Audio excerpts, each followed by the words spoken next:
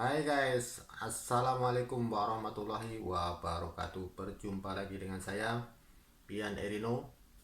Dan pada kesempatan kali ini atau pada video kali ini saya akan tunjukkan suatu benda atau suatu barang di mana barang itu biasa diletakkan di dapur. Penasaran? Barang itu wajib dan harus dipasang di setiap restoran, warung, dan sejenisnya yang mempunyai aktivitas masak-memasak dalam jangka yang cukup lama. Misalnya dalam satu hari dia masak 12 jam tak berhenti, ataupun 24 jam tak berhenti, ataupun 8 jam tidak berhenti. Dan ini diwajibkan di setiap restoran, warung yang mempunyai uh, aktivitas masak memasak yang cukup tinggi, dan ini tidak diwajibkan di rumah. Dan apa benda itu? Mari kita lihat. Tapi tunggu dulu, yang belum subscribe silahkan subscribe, dan nanti boleh di komen dan juga di like, dan jangan lupa di share juga. Dan terima kasih buat teman-teman yang sudah support saya, sokong saya, dan selalu melihat channel-channel video saya. Karena di sini saya mempunyai banyak video yang berbagai jenis ya, terutamanya di bagian tutorial dan cara kerja yang mungkin sangat bermanfaat atau ada sedikit manfaat yang boleh dipraktekkan atau dicoba bila kita ada masalah suatu kerja. Dan juga ada juga vlog jalan-jalannya.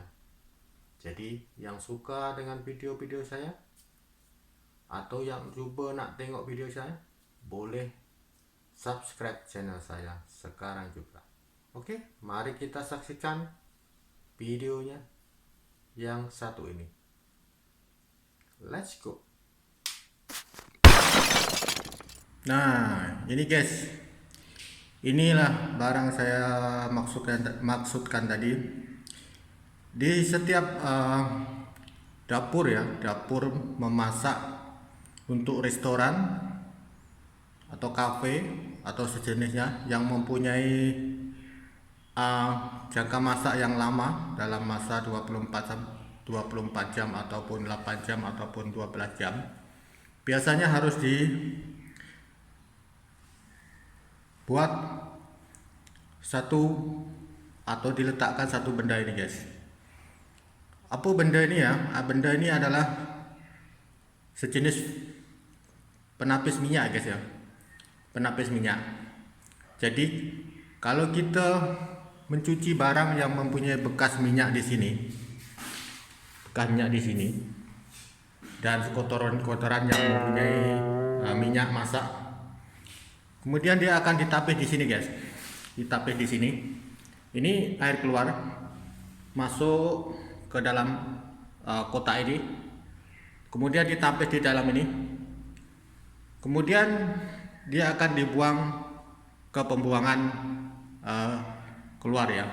Jadi air yang sudah keluar ini air yang sudah sedikit bersih ya, makna dia minyak akan ditapis di sini, di dalam sini ya.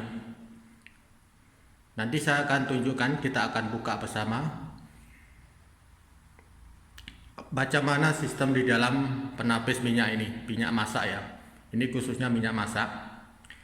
Dan juga di dalam sini ada penapis filter untuk kotoran bila semacam nasi atau barang-barang terlebih makanan yang kita cuci, dia akan kita cuci di sini ya. Kita cuci di sini akan jatuh ke sini dan disimpan di dalam sini. Di dalam ini adalah berisi air guys. Nanti dia akan berisi air dan levelnya ini sedikit tinggi. Ini air masuk sini sedikit tinggi, kemudian ini sedikit rendah saja. Jadi di sini akan menyimpan air di sini. Seperti ini agaknya. Nanti kita akan buka. Oke guys, Kita buka sekarang. Oke.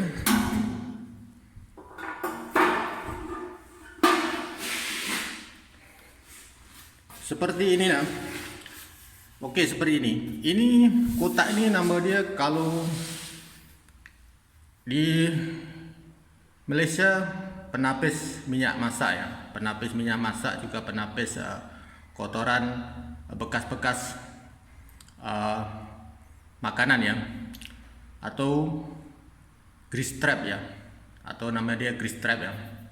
Oke, sistem aja nih. Air orang memasak minyak akan dicuci di sini ya, dicuci di sini. Dicuci sini, kemudian dia akan jatuh ke sini. Oke, jatuh ke sini, masuk ke dalam sini guys. Nah, di sini ada satu kotak. Nah, ini adalah kotak pertama ya, kotak pertama.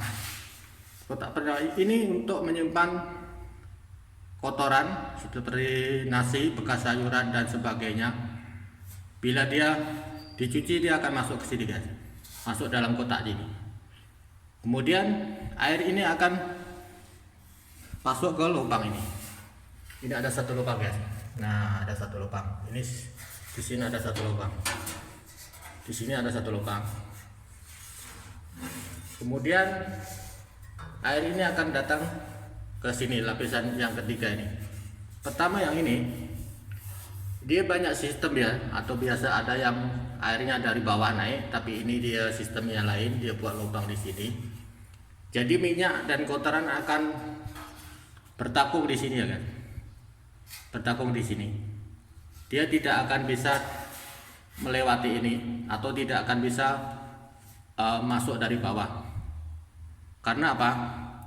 Karena sifat minyak itu biasanya terapung di atas air ya, tidak bisa bercampur dengan air dan tidak bisa tenggelam ke dalam air. Jadi dia selalu di atas air, mengapung. Jadi minyak itu akan tersimpan di sini. Dia tidak akan bisa turun ke bawah ya. Jadi dia akan bertakung atau tersimpan di sini. Kemudian airnya akan turun ke sini, jalan ke sini, dan ditapis lagi satu. Ada lapisan satu lagi di sini, akan lapisan kedua atau filter kedua atau tapisan kedua. Baru kemudian air yang bersih ini kan datang ke sini. Dan di sini air ini akan masuk dari bawah sini guys. Nah, dari bawah sini. Dari bawah naik, kemudian keluar di sini, kemudian ke tempat pembuangan. Jadi minyak itu tidak akan terus terbuang dari sini, tidak boleh terus ke sini guys. Jadi harus melalui tapisan atau filter ini. Oke, ini benda yang saya maksudkan tadi ya. Ini adalah untuk menyimpan kotoran bila ada sisa-sisa makanan dan sebagainya yang jatuh ke dalam saluran pipe ini ya. Kemudian kita boleh mengangkat di sini. Nah, kita boleh angkat seperti ini. Kemudian kita boleh buang di tempat sampah, penyimpanan sampah. Oke, kita letakkan balik. Dan bagaimana cara minyak ini akan dibuang ya, akan diambil ya. Dia ada dua alat yang boleh dipakai. Boleh pakai penyiduk atau gayung ya, atau gayung penyiduk tuh. Ada juga pakai penyedut atau dihisap dengan mesin penyedut. Minyak itu akan levelnya di sini guys. Di sini, bertakung di sini. Di sini. Di bawah ini. Di atasnya ini sedikit. Ya, dia akan bertakung di atas. Jadi minyak itu tidak akan bisa turun ke bawah untuk berjalan di bawah air.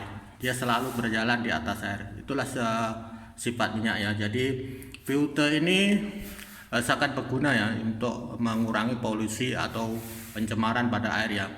Dan minyak nanti akan dihisap dan disedut atau diciduk, kemudian dibawa ke tempat daur ulang minyak ataupun dibuang ke tempat yang sepatutnya untuk membuang minyak ya.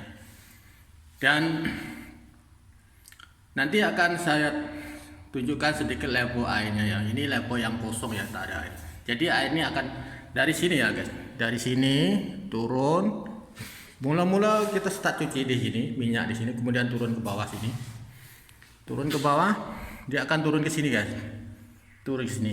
Nah, kemudian masuk di sini dan minyak ini akan mengapung di sini guys, dimangkuli, dan tidak akan bisa keluar ke sini. Mungkin ada yang keluar sedikit saja, dia akan diblok lagi di sini. Di sini. Kemudian ini airnya dari bawah.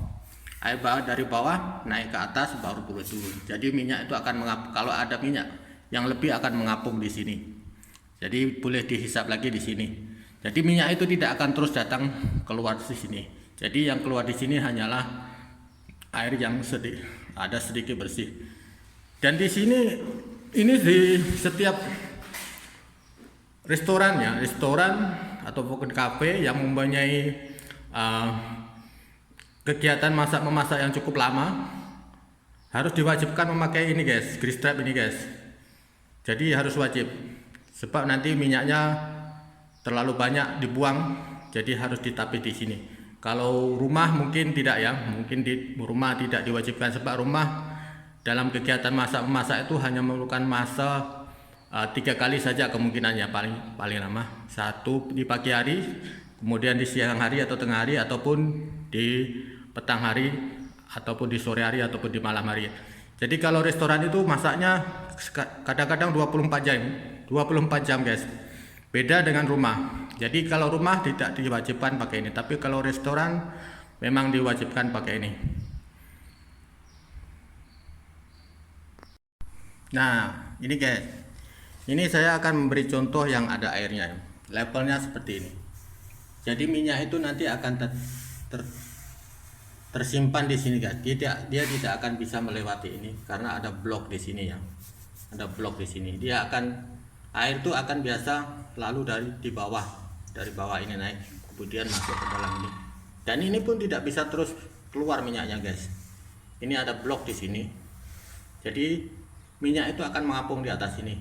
Airnya saja yang keluar saja di bawah ke tempat buang seperti ini. Nanti kita coba buka airnya. Oke, saya buka airnya. Dia akan turun ke sini. Kemudian dia akan seperti ini. Jadi minyaknya dia akan mengapung di sini guys. Minyak itu akan mengapung di sini. Tapisan minyak masak dan sebagainya akan mengapung di sini. Dia tidak akan bisa melewati ini karena yang kita tahu minyak itu tidak bisa tenggelam ke bawah air atau bercampur dengan air. Dia akan terpisah dan mengapung di atas air. Nah, minyaknya akan mengapung seperti ini. Dan kotoran itu boleh diangkat seperti ini guys. Nah, ini sisa masak boleh diangkat seperti ini. Nah, nanti kita boleh membuangnya, sisa makanan, nasi dan sebagainya. Setelah kita angkat nanti minyaknya, baru minyak yang mengapung di atas ini kita hisap atau kita sedut dengan alat penghisap, kemudian kita buang ke tempat yang sepatutnya. Nah, seperti ini.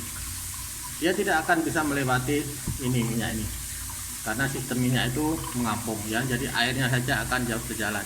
Dan kalaulah ada sedikit yang bercampur, dia akan tersimpan lagi di sini. Dan di sini kita boleh menghisapnya lagi di atas. Dan kalau di sini memang tidak boleh. Jadi ada 3 step. Sekitar 2 step ya, 2 step penapisan sampai 3 di sini ya. Jadi airnya boleh berjalan keluar seperti ini. Kelihatannya. Nah, itu. Jadi air yang keluar di sini itu air yang sudah bersih, yang tidak ada minyaknya, atau minyaknya itu sudah berkurang 90% atau 80% ya. Oke guys, cukup sekian tentang grease trap ini. Semoga ada manfaatnya. Assalamualaikum warahmatullahi wabarakatuh.